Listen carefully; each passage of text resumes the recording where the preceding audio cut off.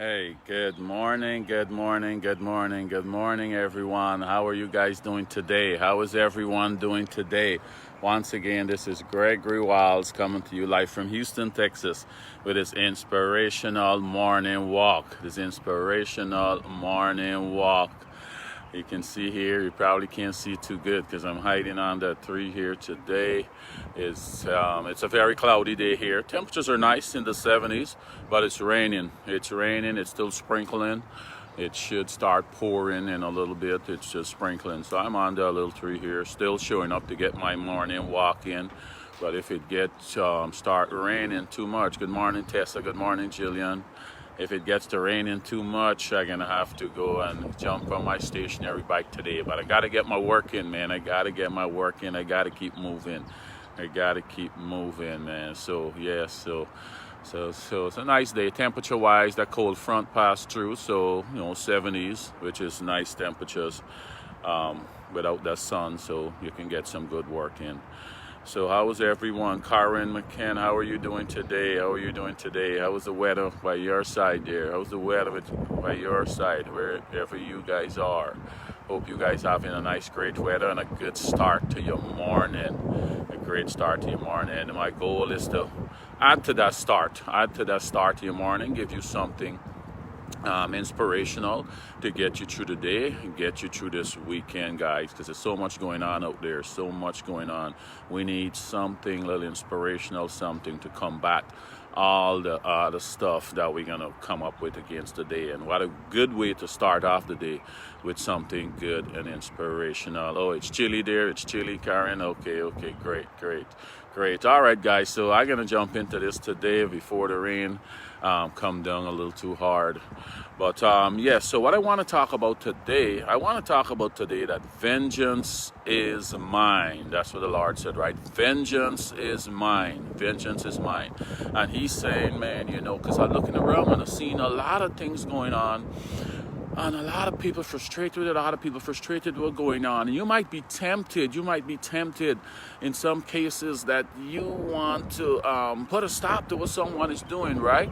Put a stop. This is not the same like the law of retaliation, but it's something, maybe your boss at your office said they're doing a lot, they're not running things the way you would like it to done. They're probably giving you a little hard time, and you want to get vengeance. You want to put a stop there, and you might get into prayer and asking God to, remove them from there, or some the drugs man selling his drugs affecting the kids, and this stuff should be stopped. Where is God? Why he's not acting? God saying, hey. Vengeance is mine. That's not for you to worry about. You do your thing. It's a lot that you need to do in your own life, right? Vengeance is mine. So let's read a little bit Deuteronomy 32, 33 to 35. Deuteronomy 32, 33 to 35. Moses was telling the people of Israel, he gathered them up. He said, man, y'all doing so much of wickedness. Well, I am here. I could just imagine what you guys going to do when I'm not here. Good morning, Cindy. So he's saying, gather up all your tribes and come. And he was reading to them from a song. And they was doing so much of wickedness, right? So much of wickedness, including worshiping other gods. So this is what part of the song said. I'm going to take it from 33. This is Deuteronomy 32, 33 to 35. He said, their wine is the venom of serpents, the deadly poison of cobras. Have I not kept this in reserve and seal it in my vaults? So he's saying all the wickedness he's doing, right? He keep it in reserve. He seal it in his vault. So this telling me all of our wrongdoings that we doing, he has a vault where he keeping everything in, right? So let's go and see what he says in 35. He said, it is mine to avenge. And some other translation said, vengeance is mine, right? He said, it's mine to avenge. I will repay in due time. Their foot will slip, their days of disaster is near, and their doom rushes upon them. So he's saying, I will repay. Let me repay. Vengeance is mine, it's not yours. Because the thing is, if vengeance is ours, they wouldn't get the full repaying. They wouldn't get the full punishment, because we only seen the things that they're doing, right?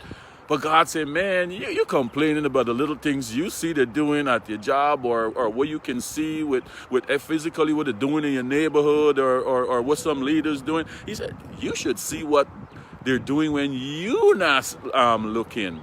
When they're in the quiet moments, you should see what they done last night. You should see what they done last. So he's saying, you only seen the little things that they're doing. But he said, I have a record of everything they're doing. So if you left it to me to repay, they will get a full judgment I will bring on them, because I'm not only gonna discipline them for the things that you see, and I'm gonna discipline for everything. Remember, he said he has the vault, right? He has the vault where he's storing up the things in, right? And here when he gonna act, when you're thinking, where is he? Why you seen someone getting away with so much of things, and you're saying, I wonder if there is a God. How God can allow them to get away with all of this? He's saying, hey, you slow down. You remember all the wickedness that you did? Do you remember all the wickedness? Good morning, Renita. Do you remember all the wickedness that you did doing? And I didn't smite you down right away? No, because you get yourself together and you curb some of those things. Now you want to judge this guy. He said, no. I give you a chance, right? I give you a chance to get it right. And I got to give them a chance to get it right too. I got to judge them same way how I judge you. So he says, slow down. Vengeance is mine. Let me deal with them, right? Let me deal with them, right? Because here we'll go. Here is the next scripture that goes along with this one here. Here is when he said he's going to act, and it might make more sense to you, right? In Genesis 15:16, right? There's the covenant what God made with Abraham. Genesis 15:16. Remember, he made a covenant to Abraham. He tell him his seed, he can make a great nation from him. And Abraham was like, man, I don't even have no children. I'm almost 100 years old. I don't have no children, God. You tell me you're going to make a great nation from me and all of that. My wife is 90 years old. But this is when he make that covenant, right? And he telling him what a great nation he can make from him.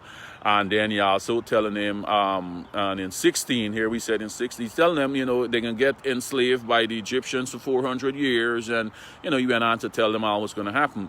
But in Genesis 15:16, that's the one line I'm going to focus on.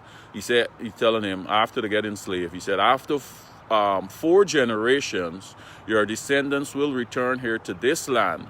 For the sins of the Amorites do not yet warrant their destruction. For the sins of the Amorites do not yet warrant their destruction. So what he's saying, let's couple this with Deuteronomy 32, 33 to 35, when he talk about the vault, right?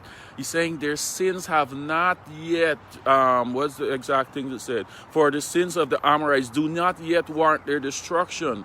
So he's saying, when he put in all of these wrongdoings into this vault, right, he is going to act when the vault is full, so to speak. When the vault is full. So when you're thinking he's not acting, he's saying, the vault is not full yet. Their sins has not yet warranted their destruction. I got to give them some more time. But when the vault gets full, when the vault is full and it reach the limit for the destruction, that's when I'm going to step in and deal with them. That's when I'm going to step in and deal with them, right? It's not warranted yet. When you look at the vault, okay, let me check Gregory's vault. Oh, Gregory's vault is like half full. Okay, he's not there yet. But he come back, it's 3/4 full. All right, he's getting close. But whenever he get to that stage, when the vault is full, he said, I'm going to act. That's it. I give you enough chances. I send enough people in your way. I send the pastor, the preacher. I send this guy right now, Gregory, who's sending a word. It might get to you, and you might ignore it, and your vault get full. He said, that's when I can deal with it, right? So if you left it to him to deal with these people who you see doing wrong, they're going to get the full what they deserve for everything what they're doing. So he said, you cannot do it better than I can do it. So vengeance is mine. Leave it to me. I know everything what they're doing.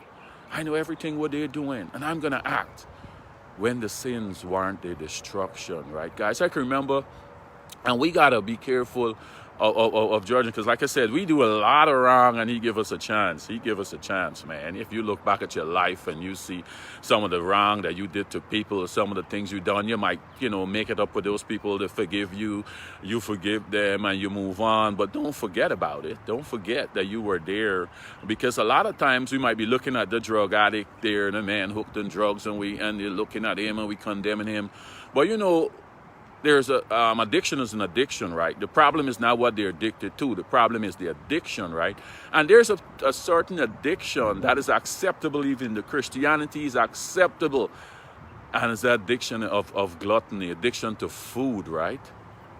You can be addicted to food and you can still be a pastor, you can still be a preacher, you can still be, running some big company and all of that. You're addicted to food, but we look down on the drug addict that's addicted because we can see physically what's his addiction is doing to him, and when we might judge him, right?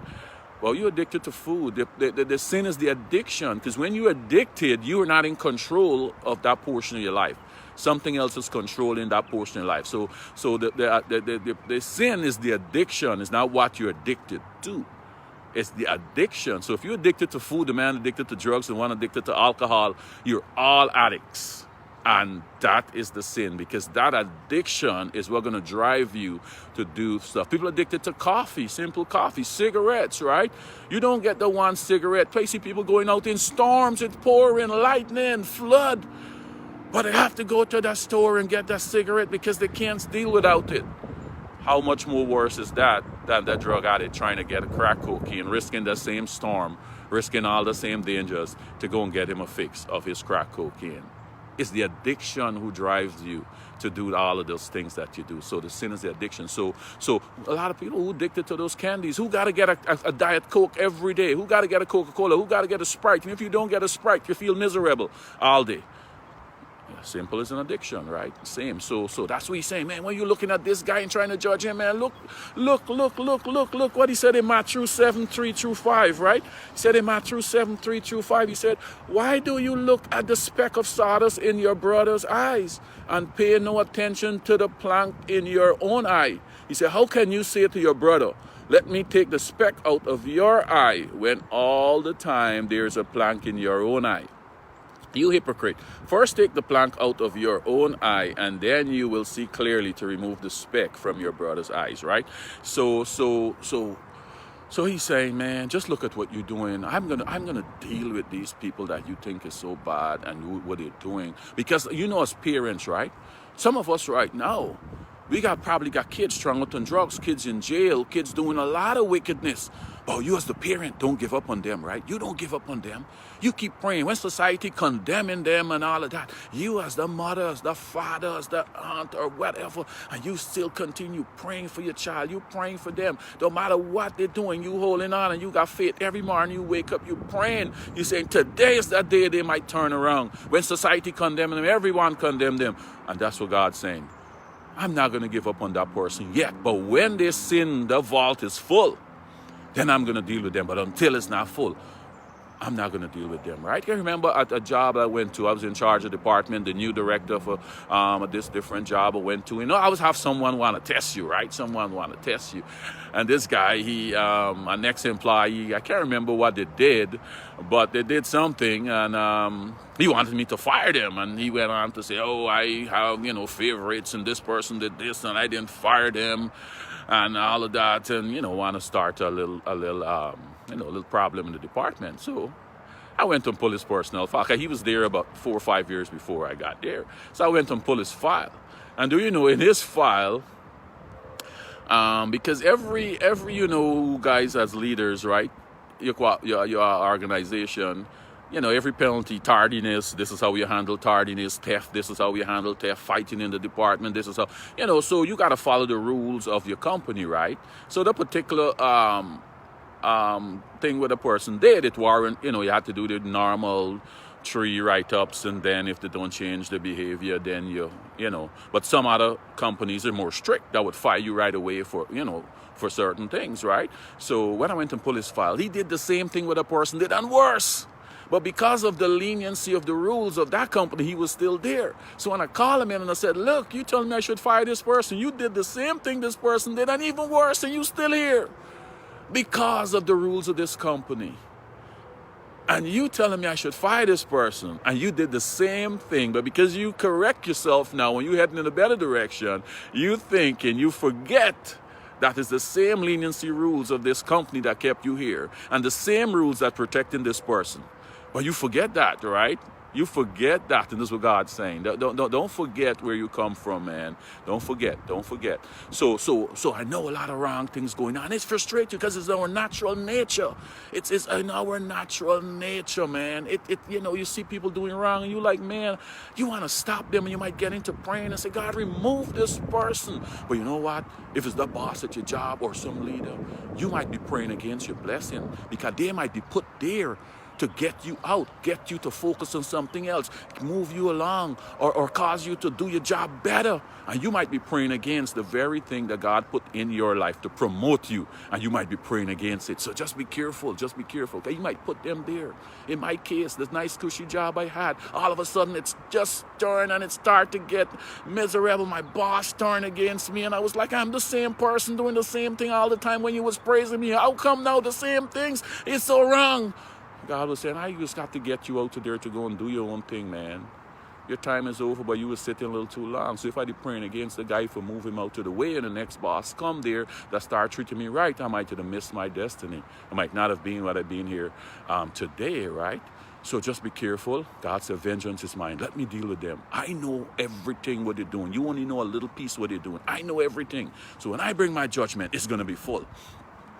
So guys, I want to leave you with it. Just be careful. A lot of stuff going on. A lot of people provoking us. A lot of wrong going on when you're looking around, man. And you wonder how they're getting away with this. God said it's not that time. It's not yet time. The sins of the Amorites has not reached enough for the destruction. But when it get there, I will step in and take care of it, guys. So I can leave you guys with that over the weekend.